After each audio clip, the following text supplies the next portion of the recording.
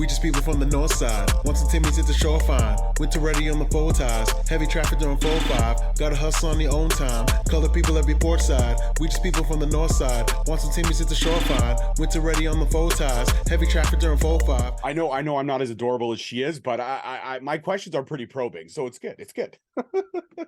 You're plenty adorable. Don't put yourself down like that.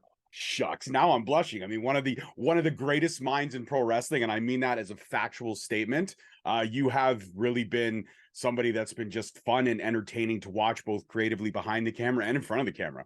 You were my childhood, man. I grew up with you. We're the same age. So when you were getting big in Ring of Honor, I was just getting into Ring of Honor, and I was like, this is everything. Like Kevin Steen, El Generico, you, Cole, you guys all tore it up. You guys were some of my favorites, hands down.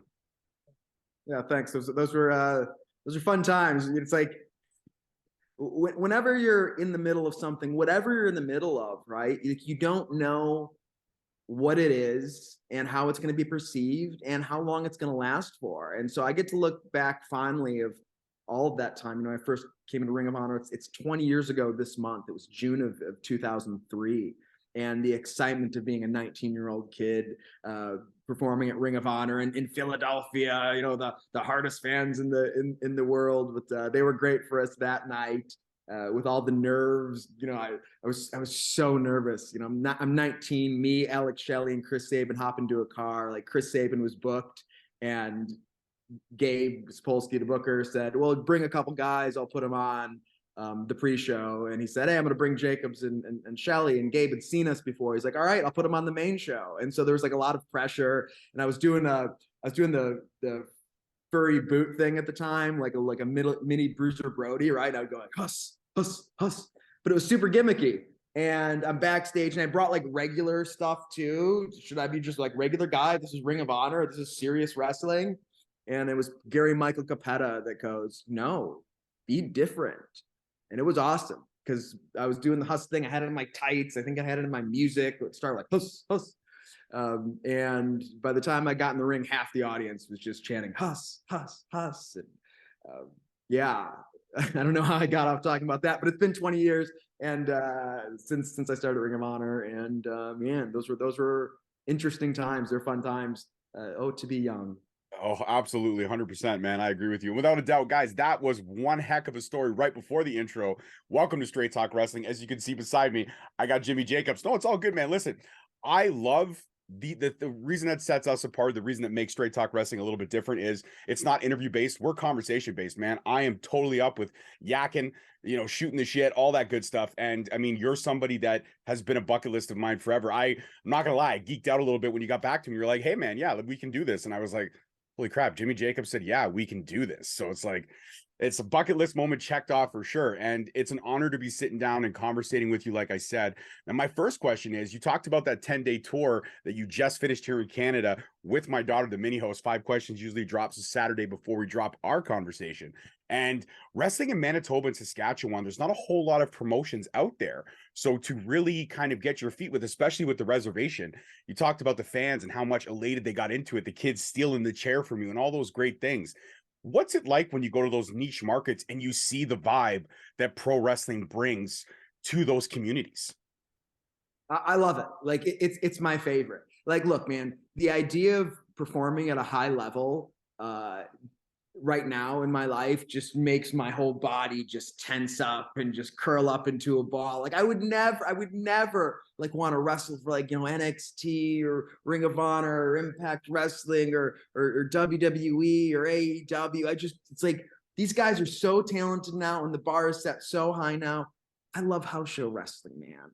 I love going in front of an audience and doing the things that I do and then just playing and engaging in that symbiotic relationship with the fans. And you get that in those sorts of markets. And, you know, with CWE, you know, doing, you know, so I just did a 10-day tour. The last time I was up for him was pre-COVID, was the last like long tour he had. And we did like 30 days. I think I did like 28 of them or 27 of them in a row. And it's like, I would do that for the rest of my life. I would do that every single day for the rest of my life. Just nothing else is going on in the world. All you're doing is going from one town to the next and hanging out with your buddies and performing and then just doing it again. And there's zero pressure. It's like, yeah, man, let's play. So I love that stuff. Absolutely. And you can see it even when you talk about it, you can see the passion, like the passion of wrestling just coming out in full force. It reminds you of why you fell in love with this business in the first place. And you also touched on, well, one thing I want to touch on is congratulations on your Hall of Fame induction, GCW. That's incredible. And who better than one of the longest friendships that you've had in this business, Alex Shelley, to induct you? I mean, what a night. How special was it for you to get the call and be like, hey man, we're putting you in the Hall of Fame? Yeah, it's interesting, man. Like, and I touched upon it in my Hall of Fame speech. I don't know if people understood exactly what I was saying at the beginning of it, but as a wrestler, look, we're all our own worst critics on some level. And so I get this to where first when I got the text from Brett, I thought he was going to ask me to induct Alex Shelley. I thought that's what he was going to ask me first. And then he said, would you want to go in this? And I said, yes. But then I had a lot of different feelings about it. It's like the Indie Wrestling Hall of Fame. Like, what is it? It's like there's no bigger consolation prize for a mediocre career than like out of all the guys that didn't quite make it on the mainstream level, you're at the top of that. It's like a real backhanded compliment, like to that insecure part of you, right? And then you go, oh, there's like 100 guys that should be doing this, getting in this before me. But then you just go, well, it's cool. It's cool that someone is acknowledging you. And I think on some level, that's all of us want, right? We all just want to be seen by the people in front of us. We all just want like a certain amount of validation.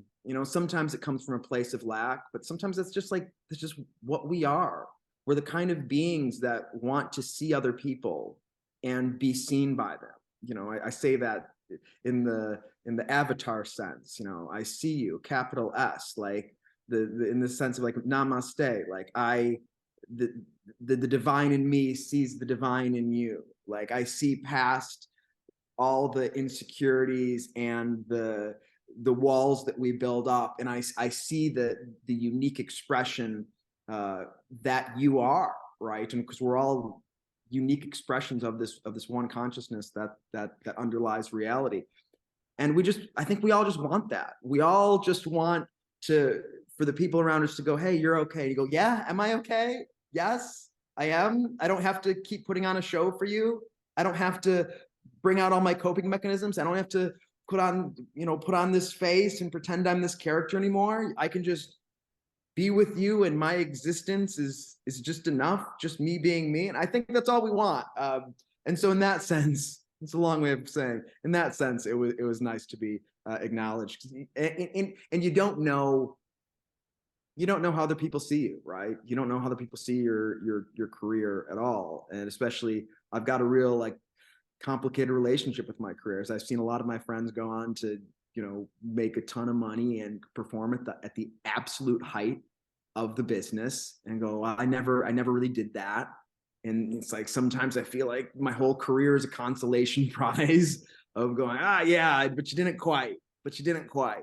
And so it is nice to be acknowledged, even if it is just like, hey, you're a charity case. Jimmy will appreciate this. Let's acknowledge him, which maybe that's what it is. I don't know, right? But no, I don't. I honestly, to be with all kinds of respect towards you, I don't believe it's a consolation prize. I believe you have had a career that's touched a lot of people, myself mainly, and that's why sitting down and having this conversation with you, to me, is the height of all the conversations that I've had thus far in my 7 years, and I've been doing this for 7 years. All the conversations that I've had, this is the most intriguing, because I actually do want to say one thing to you, and I don't know how you're going to take it, but I'm going to say it. I want to say thank you, because a couple years ago, I was going through a dark time. I was going through a really dark time. And then there was your old matches that helped me get through quite a bit. And some of just, the stuff that you've posted on your socials, most recently, a couple of those clips saying that, everybody wants to be recognized. Everyone wants to be loved. Everyone wants to be appreciated. But some people don't realize that depression in itself is not really a disorder. Depression is just your body saying you have to stop. You've got to slow down.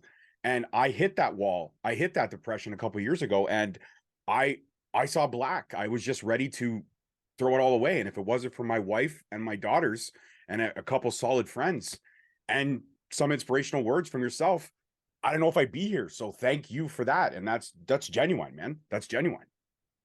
Thank you for sharing that, and I do appreciate it. Yeah, life is painful, right? It's hard. It is. I think there's some people that say, "Oh, you can just get in the flow of things and things are easy." I've never found that, and I feel like life is inherently challenging, and it isn't, and limitation inherently has pain in it, and sometimes you can get to the point where it's hard to justify the pain of existence anymore. You go, well, what am I doing here?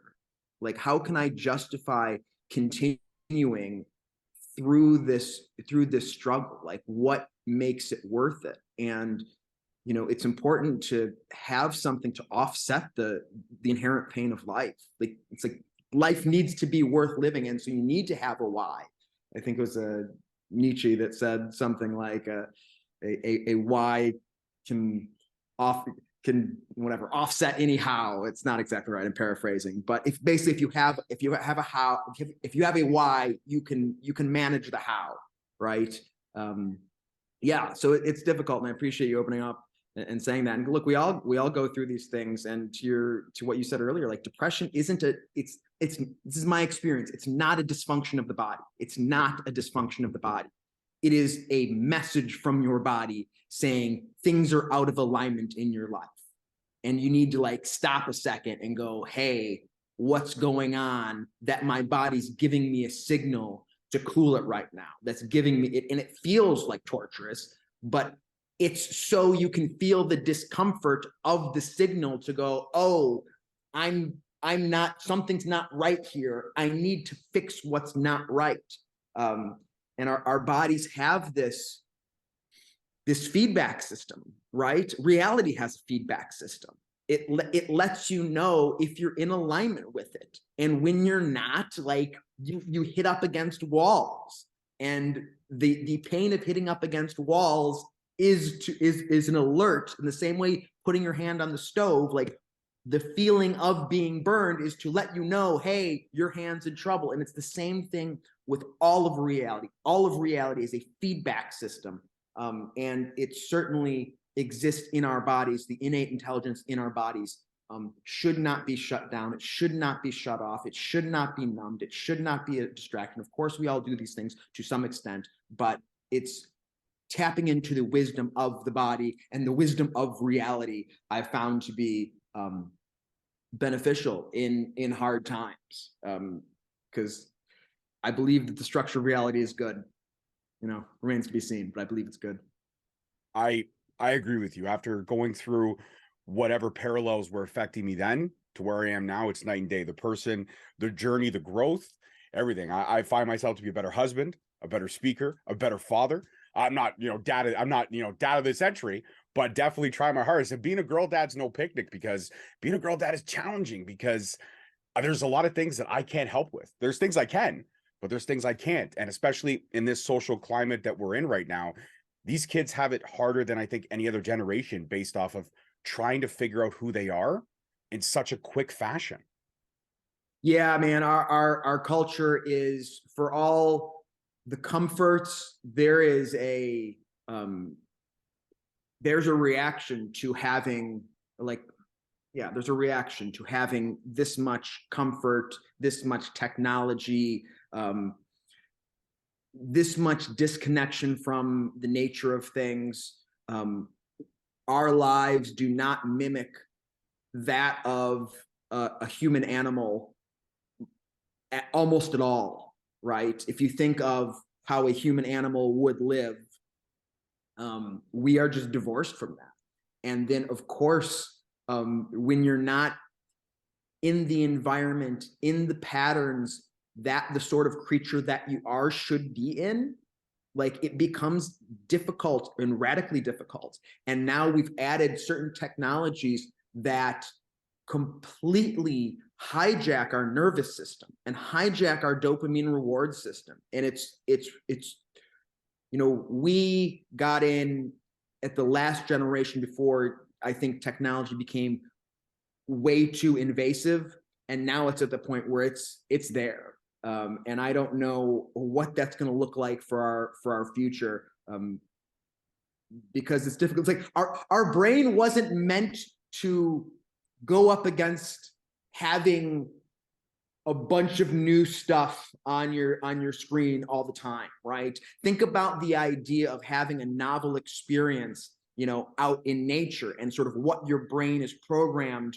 to be adapted to. And now, looking on social media, the dopamine reward system completely hijacked. And so of course you're addicted to it, because like the reward system in your brain is supposed to be triggered by novel things. So you can go out into the wilderness and you have a little bit of fear, but also when you conquer the unknown territory, you get the sense of like, oh, look at this new thing, this new space that I'm comfortable in. Like, of course, it's hijacked when I can get that same dopamine fix without having to do anything. So it's very difficult. We're in a very difficult situation right now, and I think for as much as people want to say things are great right now, in some sense they are. I believe we're at a certain precipice of the danger of losing what it means to be human, by becoming so disconnected from ourselves, from nature.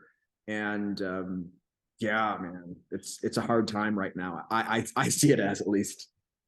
I absolutely do. And I think we could go down that rabbit hole forever, but let's swing things back to a more uptick of a conversation. 18 years ago, you wrestled Eddie Guerrero in a squash match. But the cool thing about that match was, and you posted it yourself, saying that match was short, it was sweet.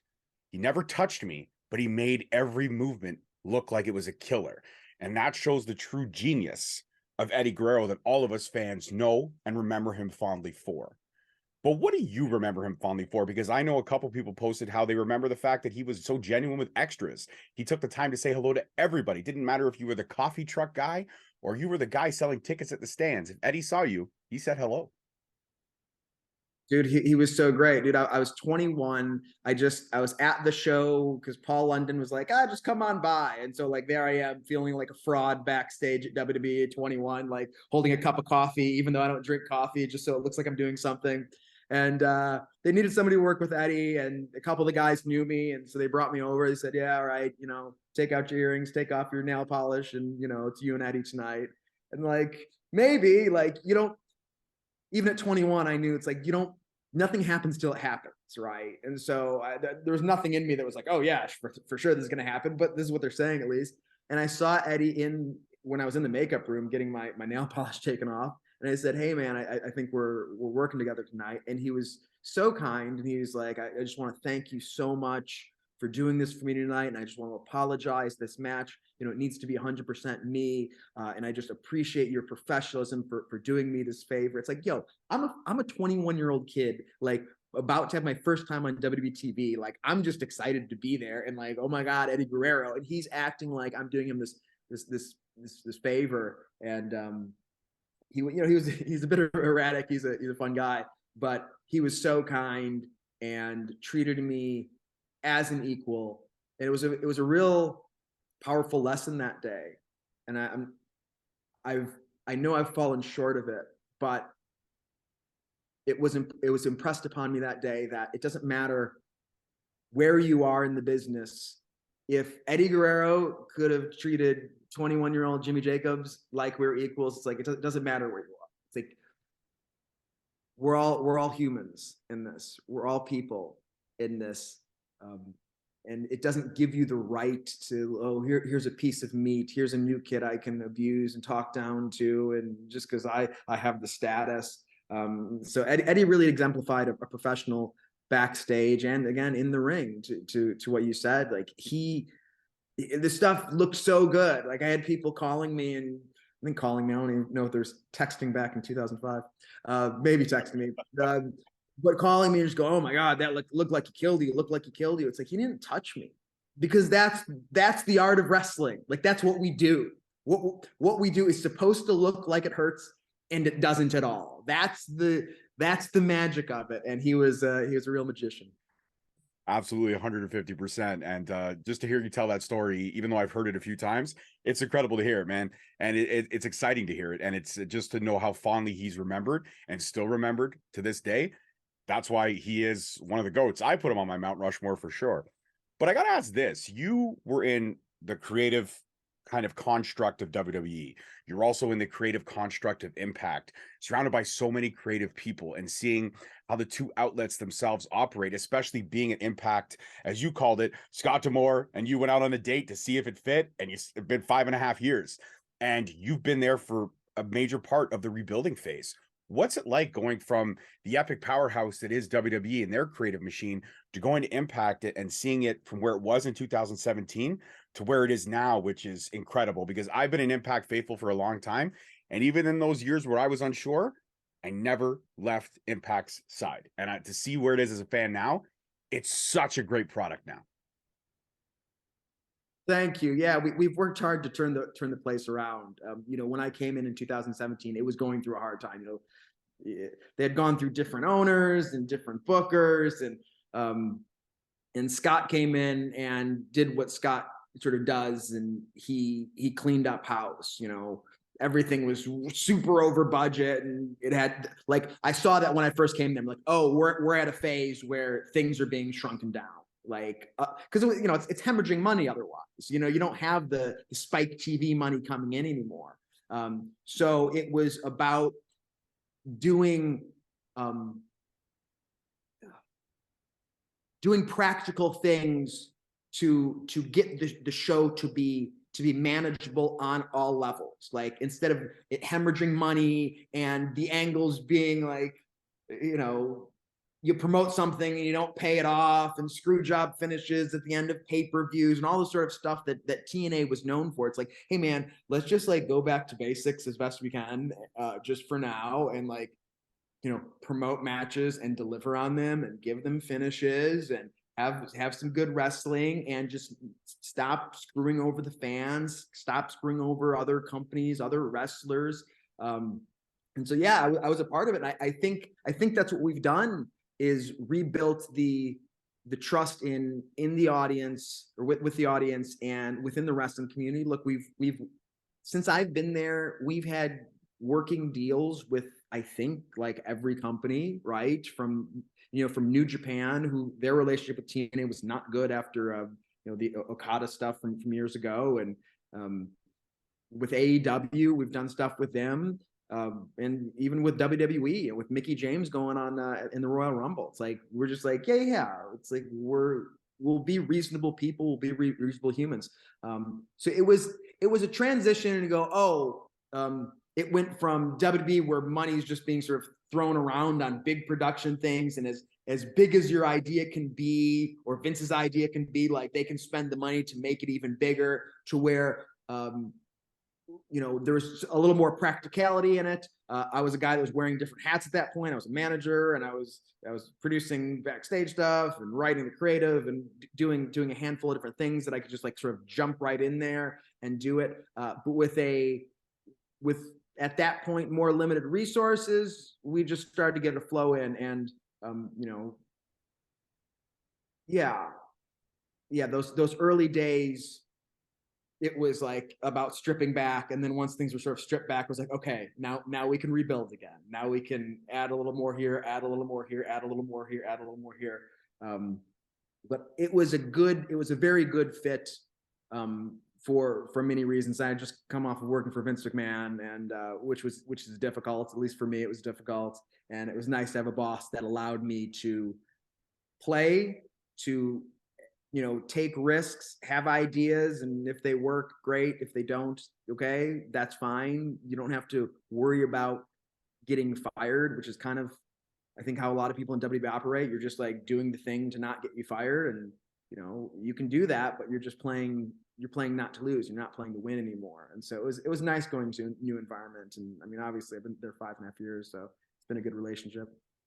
Absolutely, it has. And the one consistent for me is, again, being a girl dad, is having these larger than life superheroes be someone that my kids can admire. And the Knockouts division has been forever the consistent, forever ahead of the curve, forever the evolving. Actually, Impact as a whole. I mean, having Tessa Blanchard as your first ever female heavyweight champion. It's huge. I mean, it may have not been the run that everybody was hoping for, but it's incredible. It's a turning of the tide and always being at the forefront.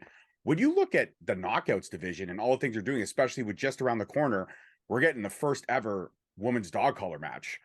Like, whew, man, the stakes are always high, and the knockouts always seem to be like, yeah, okay, yep, we're down for the challenge. We're up. We want the challenge. Bring the challenge on. I feel like that's what the knockouts division has always been about, and it's always been one of the great consistents of the Impact TNA product. Yeah, it's been a pleasure to work with the women and seeing different women sort of blossom and you know, step into the roles that they can step into, right? You know, someone like Taya Valkyrie, who when I came in there, she had had some experience in Mexico. She was kind of a deal there, and she was working for us in Lucha Underground. But I think she like found herself at Impact. Like she found like the whole thing, and it was cool to witness that. It was cool to witness, like, you know, like she didn't know her voice. I remember doing promos with her early on, and like she just didn't know her voice. And then she found her voice, and then I didn't have to like produce her at all. I would say, yeah, you're talking about this, and she would go. And that's always an awesome thing to witness when someone like finds themselves. You go, yeah, there you are. You know, even the stuff with Tessa, man, like Tessa was our most popular character at the time, and she was one of the best in-ring performers. Like the climate was right to take that leap. You know, again, whether it was the right call at the end of the day, it's like I still stand by it, because like good booking takes balls, and it's like, okay, you don't hit a home run with this one, that's fine. But if you never try to hit a home run, you're never going to hit a home. You're never going to get it. You're never going to get it over the fence. Like, yes, there's utility to creeping up and playing it like solid. But at some point it's like, okay, we're teed up. We got to go for something. You know, you got to go for the, you know, whatever the yes movement, right? You have to get behind it. You have to do something that goes, well, this isn't what we would normally do, but here's Bryan Danielson. Okay, you know, yeah. So the women there were great. We had the first like women's Ultimate X like the beginning of last year, I think, which was awesome. They did a fantastic job, and yeah, man, they're great. They absolutely are. And you know, you look at the last 5 years, the whirlwind that it's been, especially like you said, to go from one environment where you know, you don't know what's going to happen day in and day out, to go to another one where it's like, hey, I got this idea. Okay, let's give it a shot. You know what? That one maybe didn't work, but let's try something different. Let's try it this way. When you have that creative freedom, do you feel like, I guess you could say, that feedback system that you talked about, do you feel like that feedback system is liberated in a way? It's like, you know what? I'm going to go ahead and roll the dice on this one, or I'm going to make a left where I should have made a right. I'm going to see what happens. I'm at that fork of the road, and I'm going to go where the storyline takes me, or where the storyline should take me. Yeah, you have to, at some point you have to live or die by you, like by your thing, by what comes out of you. Like, it's like you have to, otherwise, I mean, fine, you can live under the rule of your boss forever and just trying to do what he wants. And it's like, if he's a tyrannical boss, and that's the boss's right to be tyrannical, right? Because they're the boss. That's, you know, like Vince, it's Vince's sandbox. I'm not saying he's tyrannical, but it's like, it's always going to be Vince's way. And so you're not gonna go, well, I'm gonna do it my way today. It's like, no, you do it Vince's way. What you want is a boss that hires people he trusts enough to do what they do best, and by giving them that framework, that containment, it allows the people to blossom into being the best things they can be. And so that goes for me as a creative person, also goes for me with my talent, right? I need to give my guys storylines or bullet points for promos or whatever that they can then do them the best, where I'm not a tyrannical creative guy going, no, you need to say exactly this, you need to do everything exactly like this. Well, then they're not there. It's just like my puppet, and there's no soul in that. And so in order to create, and this goes for anything. This isn't just wrestling. This is life. It's like, you either will live your whole life playing a character of what you think other people want from you. And you will die as this guy, or just holding on to this mask and holding on to this costume and holding on to this character. Or at some point you just go, this is my life and I have to be as true and honest to myself as possible. I have to do everything I can to not betray myself and see where then my life goes. Because otherwise it's not your life. If I'm living because my parents think I should act this way, or the people I'm around, I think that this is how they want me to act, and I don't want to hurt this person's feelings, so I can't say this, and I can't act this way around this person. It's like, you're not living your life. You're living in an amalgamation of what you perceive other people want you to be. And as far as I know, you only get one of these, but probably not. But as far as we know for sure, there's one.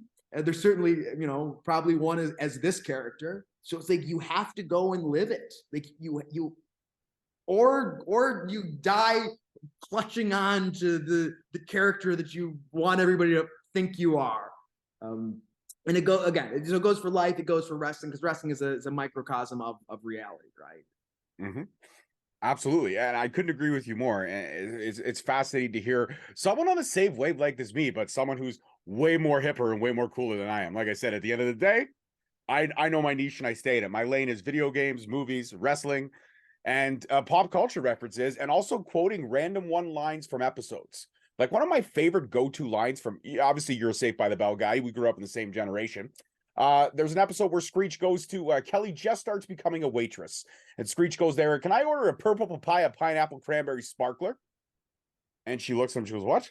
And he goes, I'll just take milk. Whenever I go to a restaurant, Jimmy, I'm not going to lie, my wife hates it. I quote that line all the time.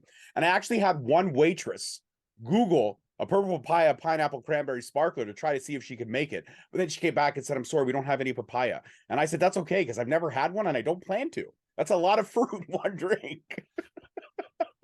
I don't remember that quote, but Zach Morris was like my hero in third grade. I want to be just like him. I was like, why can't I have blonde hair and pick up all the girls? And why can't every girl in my school look like Kelly Kabowski? I don't understand it. I don't get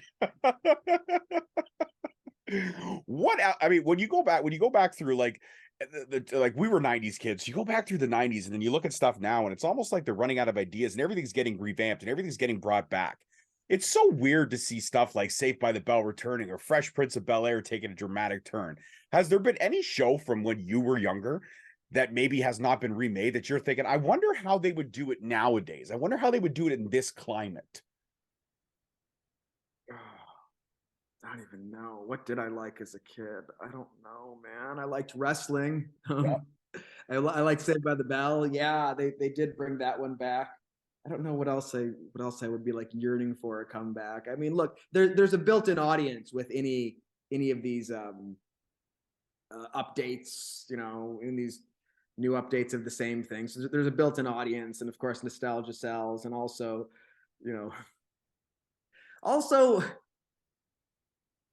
with the amount of like media and just content in general, like it's a lot. How many new things can you do? I mean, it's amazing. New things come up all the time, but fundamentally we're telling the same stories, right? And it's like this in wrestling. It's like you're telling the same stories but with different characters, because there really only are a few stories, and fundamentally there's only one story, right? There's one story. It's the expansion and contraction of consciousness, and it's just a matter of which part of the cycle you end on, whether it's tragedy or a comedy, right? But that's all it is. It's like existence happens, and then oh my gosh, something, there's a catastrophe, and I have to fix the catastrophe, and by fixing the catastrophe, I grow as a person, right? That's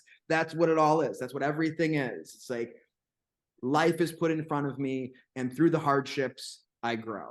And yeah, man, that's I think that's the story of all things.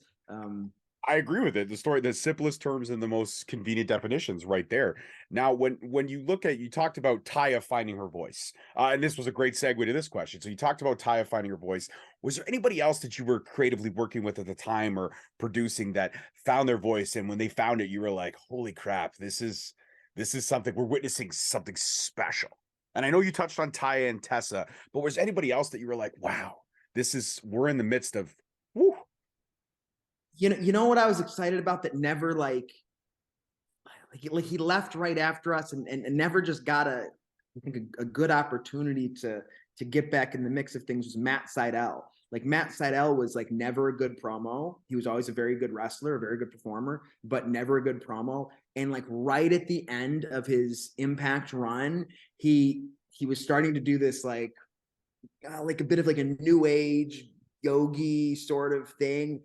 And I thought his promos were like, it was like, yes, like you finally found your voice. And he left like real shortly thereafter. And so we never got to really get into it. And that was one that I got excited about. You know, again, it's cool to see guys who struggle to put sentences together and deliver something meaningful, like all of a sudden, like click into something that they go, yep, I can say this all day long.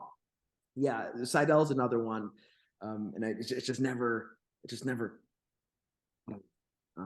yeah. just never. We were right on the cusp, and we didn't get there. Yeah. It's like the Maple Leafs try to win the Stanley Cup. We're almost there, yet never there. When you look back at your career, and like you said, you said the words consolation. I disagree, but when you look about all the people that you've helped, the people that have helped you, the growth, the evolution, the nature of things, as you so perfectly quoted it, when you look back at everything, is there something that you sit there and you think, do you ever reflect and say, you know what, consolation prize or not, in your own opinion, this is one hell of a ride. The view on this section or this journey thus far, 39 years in, has had some peaks, some valleys. I've stumbled, I've fallen. Sometimes I've been carried, sometimes I've carried others. But when I look back at the whole 39 years of climbing this, whatever this journey is, it's been pretty freaking cool. Yeah, I mean, of course, like it's not lost on me, even though I get lost in it, like we all do, right? We all get lost in the noise of our own mind, and the noise that we sort of project onto reality. That you're just like, oh, what you think? What's happening to me, right? You think the world is this thing that's just like happening to you, and you're out of alignment with things. But when I really stop and go, man, what a weird thing that's going on here. What a ride, and what a path that I particularly took. And I'm not here to like pat myself on the back or insinuate that I'm special in some way, because we're all unique in our own way. And I get to look at me being unique in my way, going, yeah, like I decided to do this thing. I decided at 15 years old, like undersized, underage, under-talented, under-athletic, under-trained. And I was like, yeah, I'm just going to be a pro wrestler. And like nothing stopped me. It was just like, I was a madman. I was like 15 years old, 16 years old, 17 years old. Like I'm just going and just every weekend, just going here, just acting like a lunatic. Like I watch these old videos of me when I'm like 17, and I'm just like coming out in like a cut off Powerhouse gym shirt, and I'm like walking around like I'm like rail thin, pretending I'm like a power lifter. I'm stepping over the top rope like I'm a giant. I'm like 17 years old, just like doing this with no fear, with nothing holding me back. I'm like, look at you, kid. Look at like I have such fondness for like 16, 17-year-old, 15-year-old me, 18-year-old me, that there was never an idea of a barrier there. It was just like, yeah, I'm just going to keep doing this. That's all I'm going to do is just keep doing this. And it all like unfolded. It's really cool to look at, right? It's really cool to look at. And it's sad sometimes. It's sad because there's you get older and there's like new fears that get built up, and maybe it's because when you're young it feels like you have nothing to lose. When you're older it's like, oh, now I have stuff to lose, now I have a reputation to lose, now I have my assets to lose, now I have my career to lose, now I have, oh, time isn't on my side anymore, like I'm starting to get on the other side of that, and I have that to lose now, and all these fears and these stories start to build up, and I look at myself at 16 and go, he just did it. He just did it. He did it and did it poorly, but he did it. And I have admiration for that. I have admiration for anybody that chooses to do something. I think we live in and I don't want to be like, I don't want to be hypercritical about things. This is just what I perceive.